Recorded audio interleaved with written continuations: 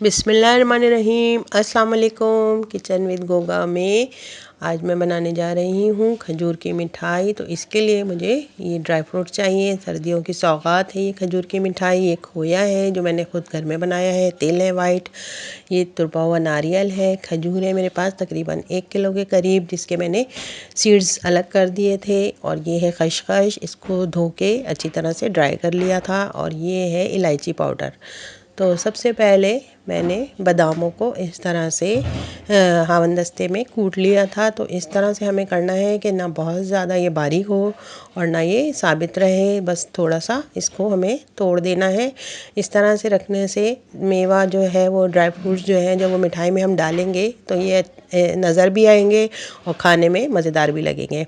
अच्छा, ये मैंने अलग अलग इसलिए किया था कि ये मैं आपको आगे बताऊंगी कि मैंने पिस्ता अलग से इस तरह से कूट के अलग रखा था, क्योंकि पिस्ता जो है वो मुझे मिक्स नहीं करना है सारे ड्राई फ्रूट्स में, इसको मुझे खशखश के साथ मिक्स करना है। वो मैं आपको आगे चल के बताऊंगी कि मैंने इस तरह से क्यों किया था। तो ये देखें, इस तरह से फिर आपने बादाम कर लिया है, पिस्ता कर लिया है, ये काजू है, इसको भी आपने हल्का सा इस तरह से कूट लेना है ताकि ये भी साबित ना रहे और थोड़ा सा टूट जाए, ताकि इसका फ्लेवर भी और अच्छा सा इसमें आ जाए। इसके बाद ये अखरोट है छिली हुई, तो ये अखरोट को भी हमने थोड़ा मोटा मोटा सा कूट लेना है। तो जब ये सारे ड्राई फ्रूट्स मैंने कूट लिए थे, इसके बाद आपको बताऊंगी आगे कि क्या करेंगे हम। तो ये सारे जब फ्रूट्स और ड्राई फ्रूट्स इसके अंदर जब हम मिठाई में डालेंगे खजूर की, तो ये बहुत ही ज़बरदस्त सा फ्लेवर देंगे। इसके बाद ये खशखश और पिस्ते को हल्का सा पैन में मुझे इस तरह से सौते कर लेना है बग़ैर घी के। आपने इस तरह से बस गरम पैन में हल्का सा इसको भून के उतार लेना है ताकि ये और अच्छा सा क्रिस्पी सा हो जाए। तो ये खशखश और पिस्ता है जिसको साथ मिला के इस तरह से आपने गरम पैन में इसको डाल के और इस तरह से चला के और फिर अलग से रख लेना है एक प्लेट में। तो ये देखें ये हो गया। इसको बस 2 से 3 मिनट में ये हो जाता है इस तरह से। बहुत ज़्यादा हमें भूनना नहीं है, बहुत ज़्यादा हमें इसको ब्राउन नहीं करना है। उसके बाद ये पैन में मैंने तकरीबन 1 चम्मच के करीब घी डाल दिया है, यही काफ़ी है इसके लिए। और इसके बाद ये सारे जो ड्राई फ्रूट मैंने थे, इसमें अखरोट, काजू और बादाम है जो मैंने आपके सामने कूट लिया था, इसको कूट के रख लिया था थोड़ा मोटा मोटा सा। इसको आपने हल्का सा इसमें फ्राई करना है। 1 टेबल स्पून घी इसके लिए इनफ होता है। तो ये देखें आपने इस तरह से बिल्कुल स्लो आंच पे इस तरह से चलाते रहना है ताकि ये हर तरफ से अच्छी तरह से फ्राई हो जाए और ये जलने ना पाए। इसके बाद जो है ये 2 चम्मच घी हमने डाल दिया है उसी पैन में। आपने जब ड्राई फ्रूट्स निकाल लेंगे आप, तो इसके बाद उसी पैन में 2 चम्मच घी डाल दिया है। उसके बाद ये सारे खजूर जिनके सीड्स निकाल के रख दिए थे अलग से, इसको आपने पैन में डाल देना है। अच्छा, ये पैन में डालने के बाद अब इसको ज़रा जो है वो चलाना ज़रा मुश्किल होता है, क्योंकि ये स्टिकी से हो रहे होते हैं, चिपक रहे होते हैं और चलाना ज़रा इसका मुश्किल होता है।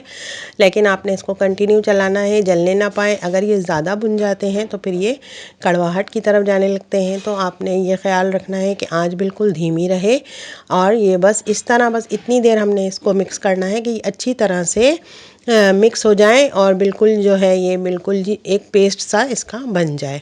तो ये फ़ौरन ही मेल्ट होने लगते हैं, क्योंकि खजूर में जो है वो नेचुरली शुगर है, तो इसमें शुगर डालने की तो हमें बिल्कुल भी नीड नहीं होती है, हमें शुगर इसमें बिल्कुल भी नहीं डालना है। देखें इस तरह से करते रहेंगे तो ये अच्छी तरह से एक पेस्ट सा बन गया। जब ये बिल्कुल तैयार होने लगेगा तो इसमें ये सारे ड्राई फ्रूट्स जो मैंने घी में बना के रख लिए थे कूट के और फ्राई करके, तो ये सारे हमने इसमें मिक्स कर देने हैं इस वक्त में। अच्छा, इस डालने के बाद भी इसको मिक्स करना थोड़ा सा मुश्किल होता है, लेकिन ये थोड़ी देर में इसमें अच्छी तरह से मिक्स होने लग जाते हैं और बहुत आसानी से ये सारे इसमें मिक्स हो जाएंगे। तो ये जब सारे मिक्स हो जाएंगे मैं आपको दिखाऊंगी। अच्छा, इसी टाइम पे हमने इसमें इलायची पाउडर भी ऐड करना है, जो मैंने इलायची पाउडर बना के रखा है। तकरीबन ये 6 से 8 इलायची का पाउडर है और इसको मैं अभी जब डालूँगी तो आपको दिखाऊँगी। इसको आपने ग्राइंडर की कटोरी में ही पीस लेना है। ये है इलायची पाउडर। तो ये देखें ये मैंने खुद ही ग्राइंडर की कटोरी में, जिसमें हम गरम मसाला वगैरह पीसते हैं, उसी में आपने इसको पीस लेना है। वैसे बना बनाया पाउडर भी मिलता है बाज़ार में, अगर आपके पास वो है तो आप वो डाल सकती हैं। तकरीबन ये है आधा टीस्पून के करीब आपने इसमें ऐड कर देना है।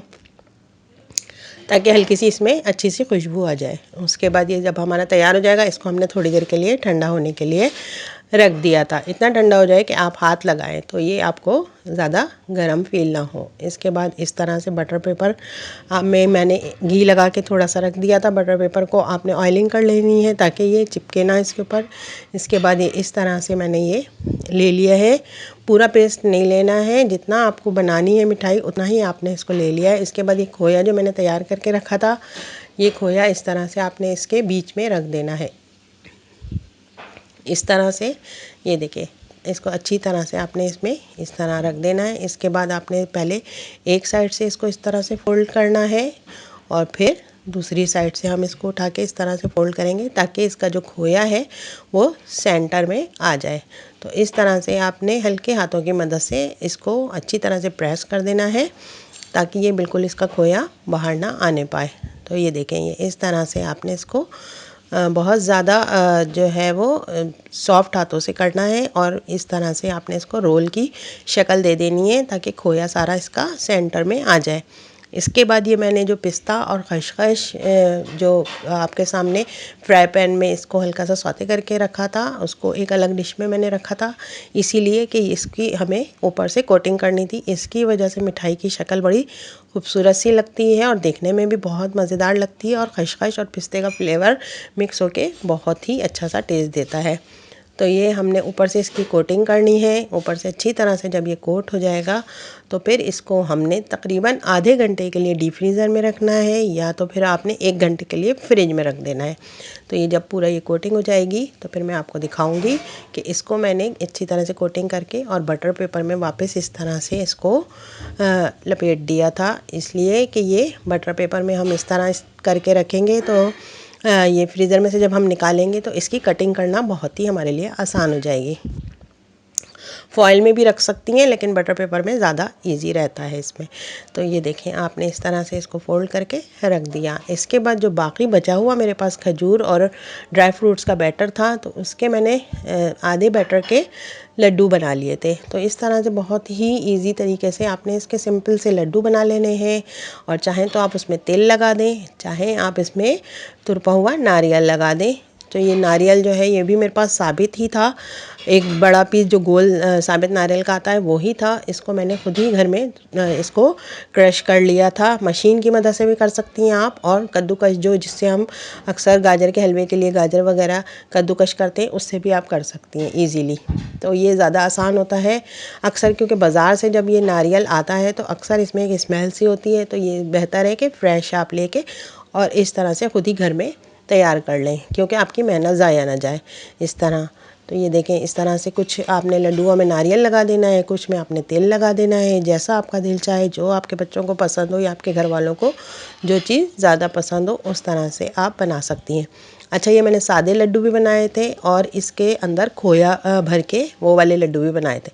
तो ये खोया भरने का तरीका भी बहुत आसान है कि इस तरह से आपने एक टिकिया सी बना ली और इसके बीच में आपने थोड़ा सा खोया लगा दिया।